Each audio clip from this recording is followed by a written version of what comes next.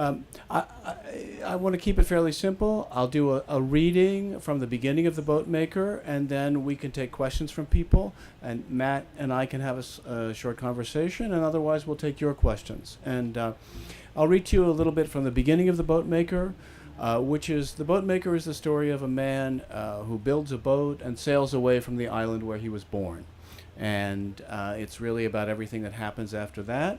And it's really a pleasure to be here at the Martha's Vineyard Book Festival for many reasons, because it's a beautiful place, because the writers have been so wonderful, and also it's both the first time that I've read on an actual island and the first time that I've been introduced by an actual boat maker. So that makes it special in many different ways. So thank you all very much for coming.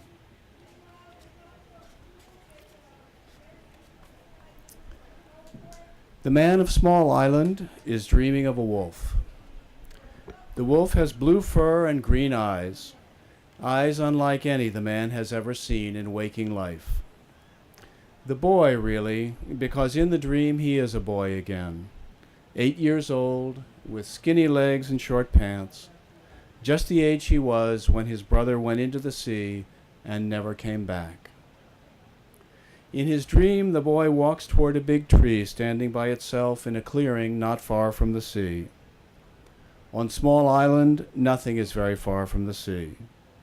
The tree is an oak, one of the tallest on the island. The wind blows hard on Small Island most of the year, and not many trees grow to be tall. Above the boy's head, oak leaves rustle in a light breeze. Everything else is quiet. No insects or birds are singing. It's high summer, the time of afternoon when the sun stands still and everything hushes, even the sea. The boy walks to the spot where his brother is buried. Awake, he has never come to this place. He refused to come to the funeral, a tiny gathering that included only his mother, a few of her relatives, and the pastor. His father stayed away, drunk for 3 days. His mother insisted on his brother being put into the earth here and not in the little cemetery, overgrown with stones, where all the other dead of Small Island are buried. He doesn't know why she wanted this. Many things are mysterious to him, and nothing is more mysterious than whatever was between his mother and his brother. His brother went into the sea and did not come back for 3 days. On the 3rd day, the sea decided it had had his brother long enough and returned his body gently to a rocky beach not far from this oak. The boy is not sure he wants to see where his brother is buried, and he moves slowly, but is unable to stop. He is small and thin, and with each step his boots weigh more. As he approaches the tree, he feels as if he is lifting the entire island with every step. His brother's stone is a small rectangle facing the sky between gnarled, polished roots. He moves toward it, helpless. In daylight, he doesn't feel this way. In daylight, he is a man of Small Island, with a man's tools, a man's drink. But in the dream, the flat stone seems magnetized, and he moves toward it step by step, with no will of his own. Extending from the stone is a patch of grass, as long as a 14-year-old boy, and darker than the grass around it. He puts his left foot on the darker grass, and the wolf comes into view, long forelegs appearing first from behind the tree. The wolf's coat is the blue of the sky. On his belly, legs, and muzzle, the blue shades into white. His eyes are green, glowing and human, full of sorrow and knowledge. They look straight into the boy. At first he thinks the wolf means to eat him, and it takes every bit of his courage not to look away. He knows the wolf has something to tell him, and that if he looks away, wolf and message will vanish forever. In the daylight world, there are no wolves on Small Island. They were hunted away long ago. There are still wolves in some parts of the mainland, and every child has seen them in picture books. While the boy stares, the wolf's eyes soften, as if the beast has decided to spare this child. The wolf says nothing that ears can hear, but his eyes speak clearly, telling the boy what he must do. The man wakes slowly under sheets heavy with sweat. He can't tell whether he is hot or cold. He knows he is still sick, sicker than he has ever been before. People on Small Island don't get sick often. When they do, it is usually just before they die. But mostly they die in other ways than from sickness. They drink themselves to death, fall through the ice into the sea, cut each other with knives on Saturday night in Harbor Town. All of this they understand and take for granted, but they don't know much about being sick. The man doesn't know how to do it or what it requires of him. He looks to the woman sitting on the edge of the bed, which is her bed, for a sign. She is small and dark, barely denting the mattress. Her palm takes some of the heat from his forehead. Have I been sleeping long? A little while. To tell him the truth about how long he has been in and out of waking would frighten her.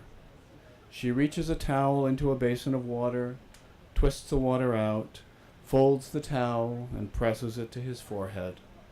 He lies back and closes his eyes. He has been in her house above Harbor Town for 2 weeks with a bad fever. She has been changing the sheets, bathing his forehead with the towel dipped in water, wringing a few drops into his mouth, trying to see that he doesn't burn up. How did I get here? It is the first time he has slept in her house.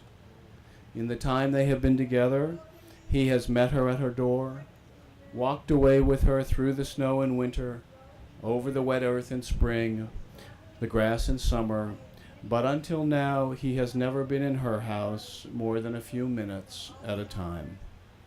The sheets are scratchy. He has a fever.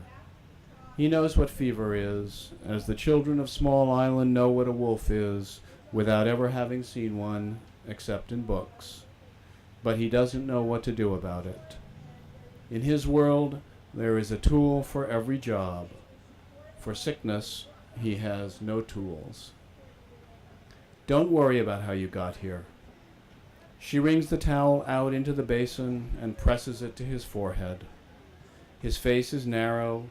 His eyes are brown so dark it is almost black. His mustache droops over his mouth, gold sprinkled through the brown. There is dark stubble on his cheeks. Usually he is clean-shaven, except for the mustache. By Small Island standards, he is a tidy man, though frequently drunk, sometimes for weeks at a time. On Small Island, this is not worthy of notice or comment. She brought him to her house in a wheelbarrow, the one that usually stands outside his shed. He was in no shape to walk. When he hadn't come to see her for 3 weeks, she was frightened. She knew he had been drinking. When he is drinking, he doesn't come to see her for days, and she knows he will be in one of the bars in Harbor Town. But they've been growing closer recently. At least she feels they have, and 3 weeks is too long for him to give no sign. Ignoring her shame, she asked after him in town, but no one had seen him. She walked up to his shed, standing in a grove of maples away from other houses. He was sweating and delirious, lying on the floor. He didn't recognize her, pushed her away when she reached for him. His wheelbarrow was outside the shed under a tarp, his hoe, axe, and shovel piled in it. She took the tools out, went inside, and took him under the arms. She has no idea how she got him into the wheelbarrow. She wheeled him out under the leafless maples and over the packed snow to her house, his arms and legs dangling. The snow squeaked under her boots and the barrow's wooden wheel. It took hours to get him to her house and walk and carry him up the stairs to her bed. For the 2 weeks since, she has slept in the next room with her daughter, sleeping lightly, waking at every sound. Was I drinking? Yes, but that's not it. It's fever. I brought you here to get better. What she does not say is, I was afraid you would die. He looks at her, not knowing what to think. His dark eyes glow above purple half-moons. With his head against the pillow, the bald spot at the back of his head isn't visible. Under the stubble, he is paler and thinner than when he's healthy, and there's a red spot on each cheek. The way he looks tears at something inside her. Waking this way, helpless in her bed, he feels suspicious. Suspicious of her and also grateful to her. Not an easy combination. She reaches to touch his shoulder above the bedclothes. His body is hot. She knows the fever is not finished with him, and she is reaching the limit of her powers. She is tired, all the way to the bone. She thinks of calling the doctor, then puts that thought away. He hears a soft noise and turns his head, his neck painful. The girl is in the doorway. In her build, she resembles the woman, small, tightly knit, strong. But where the woman has dark hair and eyes, the girl has thick blonde hair and blue eyes. The girl watches him in bed, making him feel weak, exposed. He has spent little time with the girl, and not all of it has been easy. Is he going to die? Of course not. The woman is off the bed, sweeping the girl up, moving her into the other room, tucking her back in bed. Hushed words pass between them, protests, then murmured agreement. When she comes back, he is asleep. She pulls the covers around him, goes downstairs, refills the basin, and balances it up the stairs. Sits on the edge of the bed, wiping his forehead, trying to keep him cool. If the fever doesn't break soon, she will have to call the doctor. Like asking for the man in the town, fetching the doctor will require her to overcome her embarrassment. In his sleep, he turns and almost upsets the basin. He begins to speak, a word at a time. She can tell it is a conversation, that others are present. She hears his mother's name, his father's, another name she doesn't recognize. She leans forward, holding the basin, trying to bring her ear close enough so that she can hear everything. Then she hears the knock on the front door. Two soft, one loud, the tone demanding. Thank you. Thank you very much. So, is this one on now? Okay, great, very great. Thank you. Thank you very much for your attention. I'm happy to talk a little bit about the book, how it came to be, and what I think of it. But I'd much rather hear what you guys have to say or any questions that you have. Follow directions easily, so I'll use this. Please. Okay, so first novel. Yes. How did you know that this was it? This was the subject for a first novel? Yeah. Good question. The fact is that I didn't. And what I mean by that is that I really didn't know that I was writing a novel for quite a long time, quite far into the process. I had a long career as a science journalist, and I was doing my own writing of fiction and poetry the whole time. And I kept writing and kept writing. And at a certain point, I quit my day job and set up a consulting business so that I could really focus on writing. And one of the things that I was doing was writing a collection of short stories. And that was about 8 or 9 years ago. And in the midst of that collection of short stories, a story came to me about a man who built a boat and sailed away from the little island where he was born. And it was very vivid. It was slightly different in style from other things that I had written. And I thought it was better than what I had written before, actually. And I was in a workshop at the time at the New School in New York. And the reaction of people who were in the workshop made me feel that was true. It really was a kind of a step forward in my own writing. But I thought that was it. It was a nice story. I was pleased with it. It got a good response. I just put it aside.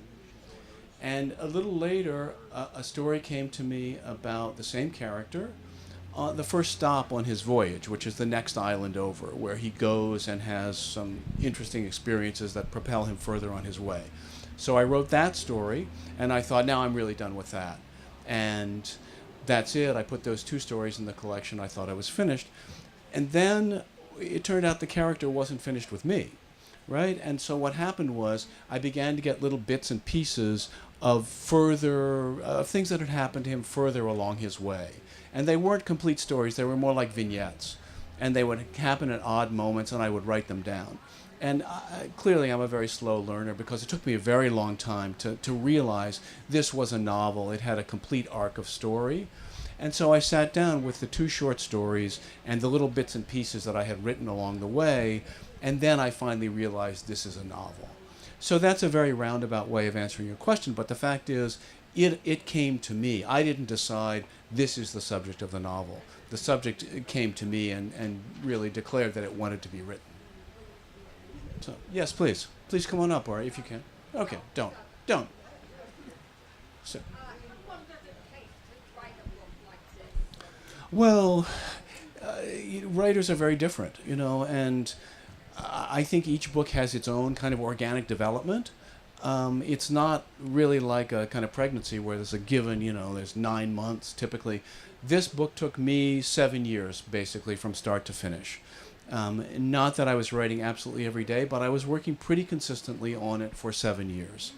And by the time I sent it to a publisher, Tin House, which is the publisher of the book, it had been through 7 complete drafts, right, over the course of 7 years. And I was pretty happy with it. And of course I was very defensive about it. I didn't want it to be touched, but they were very, very helpful. They're a wonderful publisher, and they made it better. But on my part, 7 years.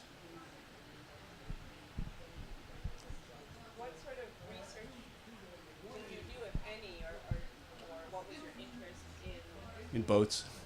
In boats. Well, you should really ask my colleague here about boats rather than me. The fact is, I grew up around boats. I grew up in Seattle, and you can tell that the sort of atmosphere and the geography of Seattle have seeped into this book, because Seattle is a place surrounded by green islands on cold northern seas. And I did grow up sailing. My father was a sailor, a very enthusiastic sailor, and so I knew a little bit about boats. And then I had spent time in Maine, and I met somebody who is a wooden boat builder there. But the fact is that I didn't do any research per se for the book. I didn't sit down and say, I want to know what the details are to make sure that it's factually accurate. It just didn't work that way. I was much more interested in the story and the spirit of it. And of course, Matt can tell me, all the mistakes I've made in actually telling you how to build a boat. But the point is, it's not really about boat building. I hope that it's relatively accurate, and Matt can talk about that. But I didn't do any research per se for the book. It distilled a lot of things. As I was describing the process of how it came to be, it wasn't conscious. It wasn't a kind of conscious decision. And therefore, I think what happened was, in the writing, in the stories coming to be, it had distilled a lot of experiences that I had had before. And I did feel, writers sometimes say I put everything I knew into that book, and I did sometimes feel that way while I was writing it. So, please. Do you have another one? I do. I'm working on other books. I'm not quite ready to talk about them. And I think one of the reasons that I think this has worked better for me is because of that kind of unconscious process that I was talking about, that I didn't plan it. And I feel that because I had written things before this that came from a more kind of analytical or intellectual point of view, where I had a story in mind and then I executed it. And I think this was better because it didn't work that way. And I have a feeling that the things that I write next will happen in that more kind of spontaneous and unconscious way. So, but I have an idea in mind. Yes, please. Yeah, I just...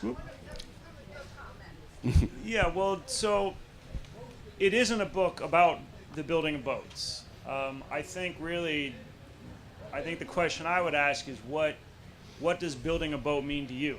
Yeah. A boat is a very complex thing to build, obviously.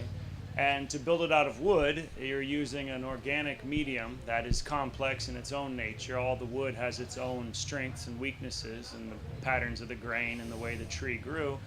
And then second of all, when you embark on an adventure on a boat, especially one that you built, you're really taking your own life into your own hands. Where we don't breathe water, you know. So it's a very easy way to end your life.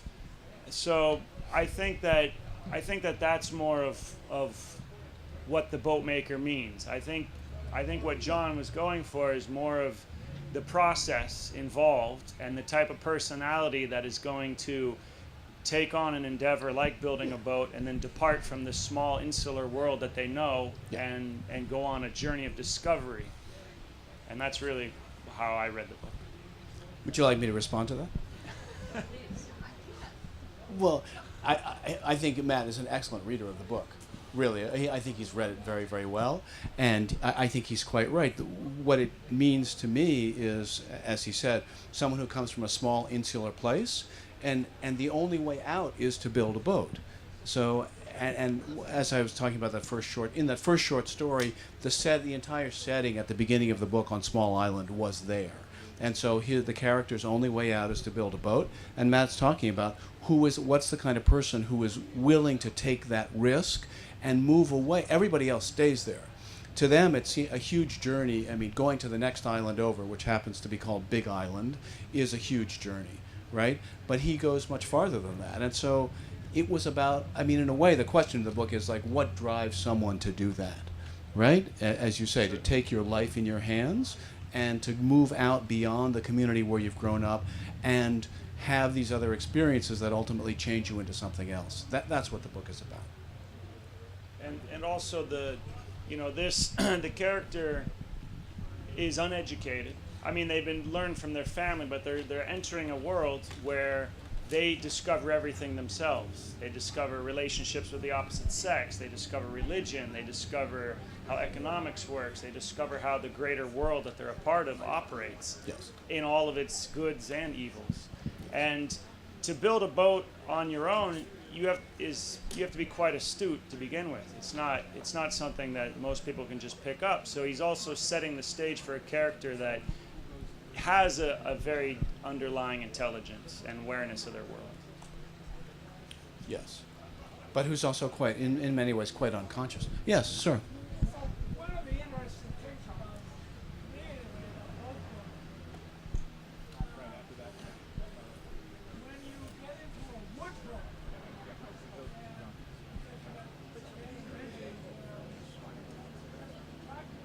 Yep. entirely different from building a metal boat or fiberglass. Yes. Where materials kind of dry, wood is not. Right. Wet. And Yes. different woods fit in different parts of the boat. Yes. Some stuff that you put in the keel, Yes. you'd never make a mast out of. Yes. You burn the saw blades before you get there. Yes. But, and I don't, I've just seen Flyleaf and listened to you talk. Yes. I don't know if I see that in your story. I see what you've been talking about and taking a voyage and that's a poetic view and so forth. But the voyage in a boat, if that's just a metaphor for any kind of a vessel that's going to carry you, I mean, it could be a moon, but Sure. a wooden boat, especially if it's on a engine, that's a very special craft to be in. Yes.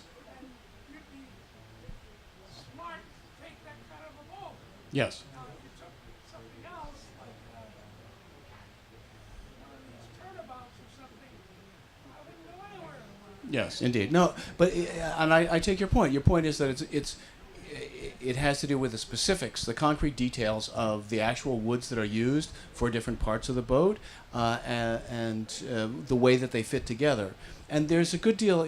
I hope you will read the book, not just the flyleaf. And okay, well, the answer is that there's a good deal of detail in there about the protagonist is a carpenter to begin with, and he knows a good deal about wood.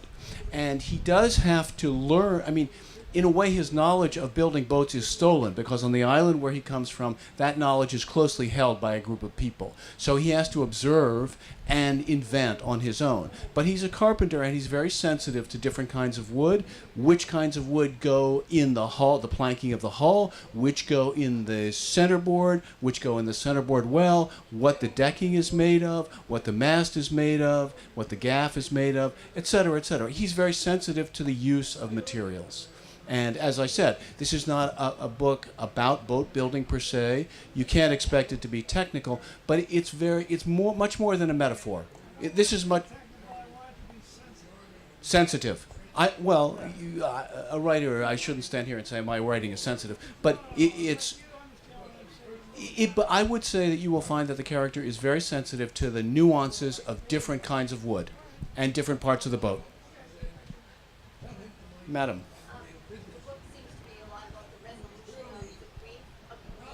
About grief? Yes, it is.